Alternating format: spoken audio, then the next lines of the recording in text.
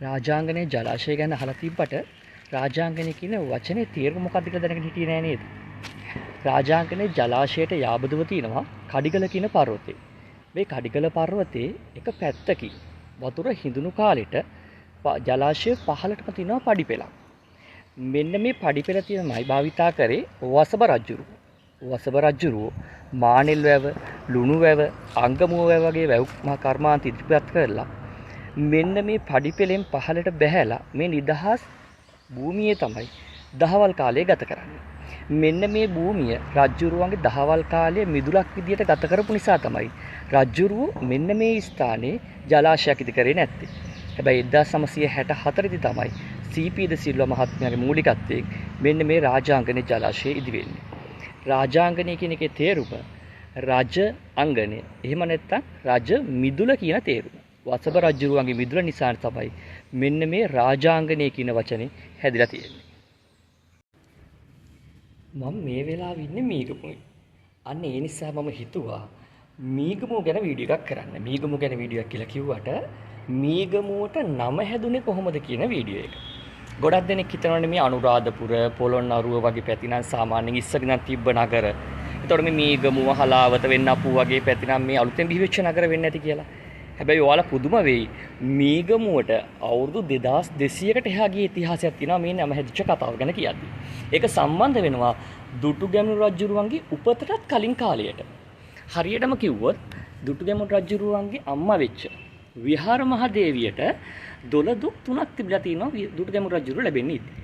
ඒකෙන් එකක් තමයි දීඝජන්තු කියලා එලාල් රජුරුවන්ගේ හිටපු යෝධයාගේ යුද්ධෙදී බෙල්ල කපලා දාලා අන්නේ කඩුව හොඳින් හොදලා අන්නේ පැන් දීඝජන්තු යෝධයාගේ හිස මත ඉඳගෙන පානීය කරන්න දොළ දුකක් තිබිලා තියෙනවා.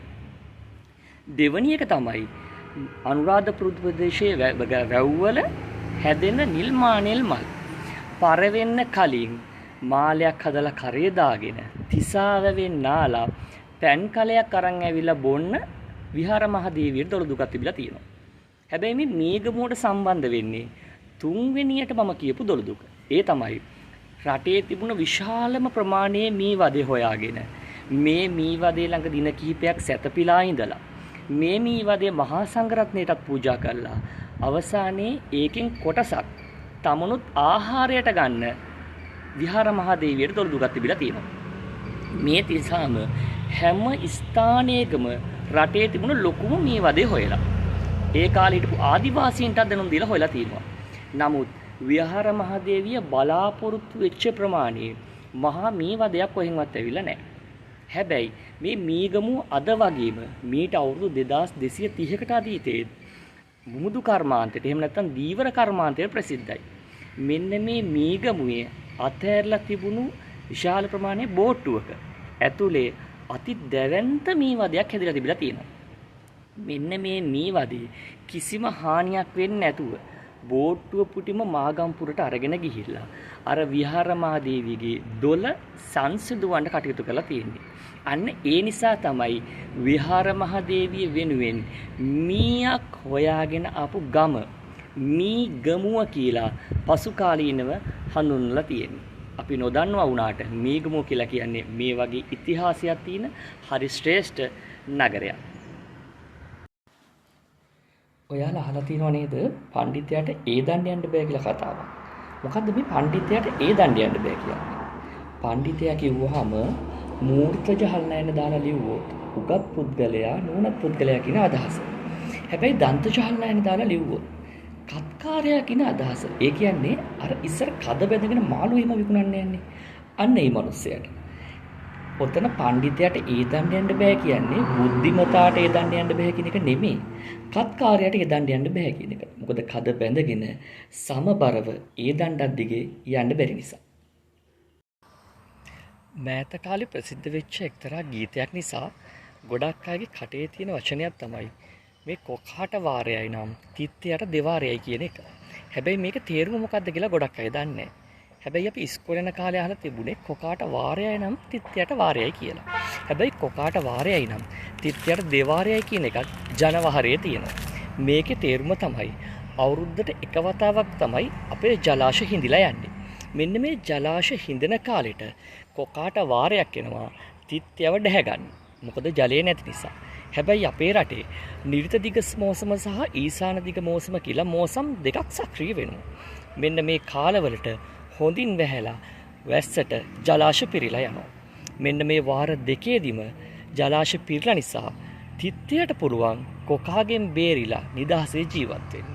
මෙන්න මේක තමයි කියන්නේ කොකාට වාරය නම් තිත්තයට දෙවාරයයි කියලා.